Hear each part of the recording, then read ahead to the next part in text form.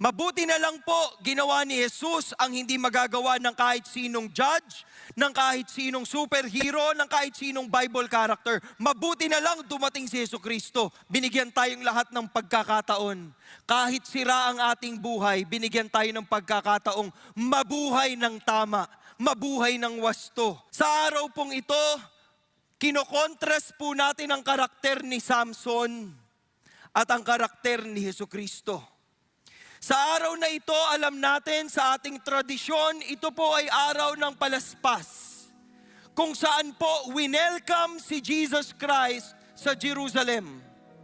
According to Matthew, when Jesus came and he rode the donkey, hindi pa ho kabayo, hindi karwaheng sinakyan niya, kundi isang asno. Lulan-lulan si Kristo ng very humble animal na katulad ng isang donkey. At ang mga tao, sinalubong siya at sinabing, Hosanna in the highest.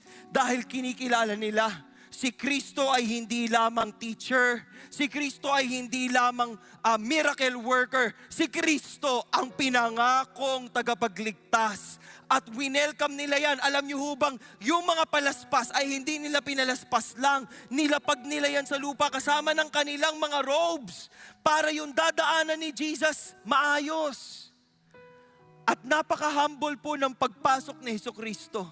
Sabi ho nung iba, kung siya ang Messiah, bakit dapat sinakay natin siya sa giraffe o di kaya sa rhinoceros, parang powerful. Pero pinili ho ni Jesus na pumasok gamit ang isang donkey para ipakita na siya ay servant. Hanggang dulo, He is serving the will of the Father.